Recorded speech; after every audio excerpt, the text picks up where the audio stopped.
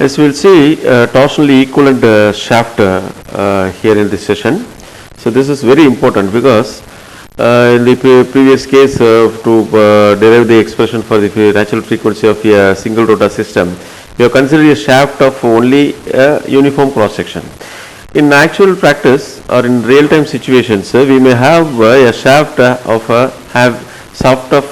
varying cross sections or varying cross sections with the varying diameters with the different lengths, say L1 and L2 and L3. So in this case, we have to, before solving this problem, we have to convert this shaft of varying diameters into torsionally equivalent shaft having a diameter equal to any one of these diameters, say D1 or D2 or D3. Here we will consider let D is equal to D1, that is the equivalent shaft will have the diameter equal to D1. So here this D1, D2, D3 stands for the diameters for the lengths L1, L2, L3, and theta 1, theta 2 and theta 3 are the angle of twist for the lengths L1, L2 and L3.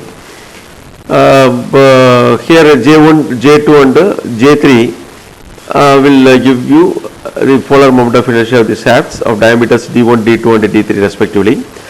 Since the total angle of the twist of the shaft is equal to the sum of the angle of twists of different lengths, that is theta, generally this total angle of twist, let us say, that is equal to theta 1 plus theta 2 plus theta 3, that is the angle of twists of the shaft for different cross sections and different lengths.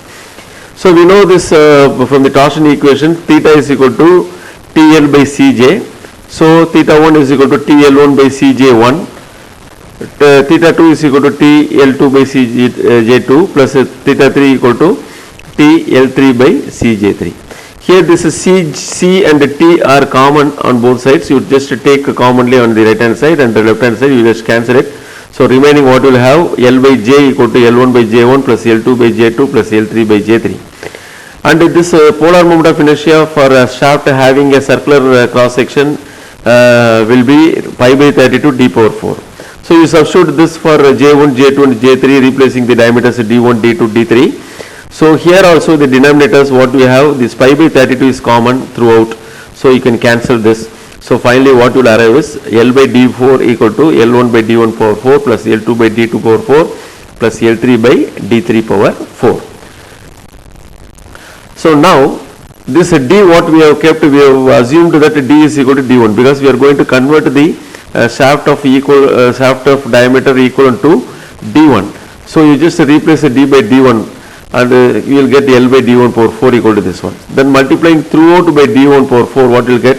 Here this D1 power 4 will get cancelled, and also here this in the first term the D1 power 4 will get cancelled.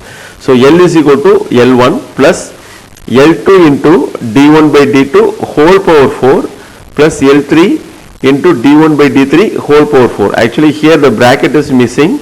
You please put the bracket for the entire term. There is a D1 by D2 whole power 4, D1 by D3 whole power 4. Okay, this gives the expression for the equivalent shaft of length L.